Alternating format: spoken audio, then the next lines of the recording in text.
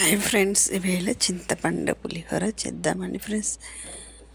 చింతపండుని బాగా నానబెట్టుకొని ఉంచుకుని చింతపండుని వడగట్టుకొని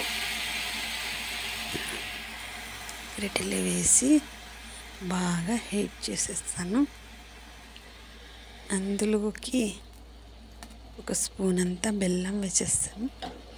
వేసేసి బాగా తిప్పుకోవాలి కాసేపు.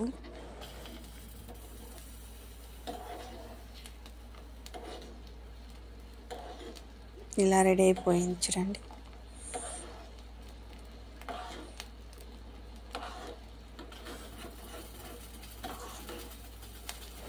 బాగా మరిగించుకుంటే ఇలా వచ్చేసింది. ఇప్పుడు తీసి దీన్ని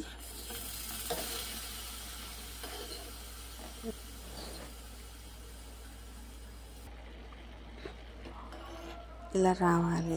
ఇలా వచ్చిన తర్వాత కడాయి పెట్టుకొని అందులోకి పోపు పెట్టేస్తామండి. పోపు పెట్టిన తర్వాత చింతపండు వేసేసేయాలి ఫస్ట్. అందులోకి వేసి పోపు వేసిన ఐటమ్స్ మొత్తం ఇందులోకి వేసేస్తాను. కాస్తంత పసుపు, కారం,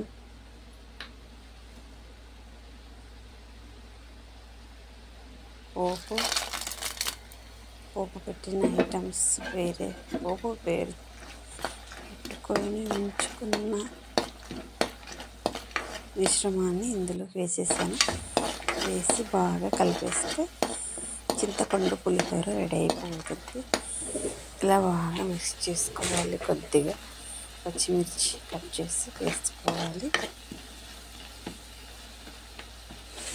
ఇలా వేసుకుంటే టేస్ట్ బాగుంటుంది పచ్చిమిర్చి వేయడం వల్ల.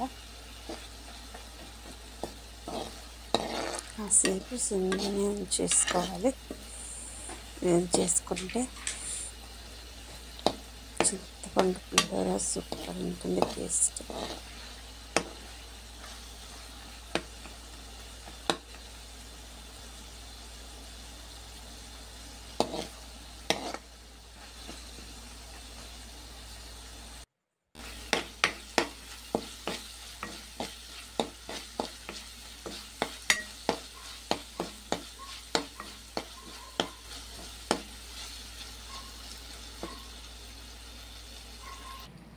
అన్నంలోకి ఇది వేసేసి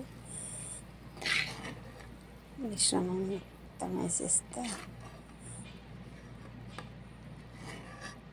వేసి బాగా కలుపుకోవడం పులిహోర రెడీ అయిపోయింది. చూడండి, టేస్ట్ అంతే సూపర్గా ఉంది.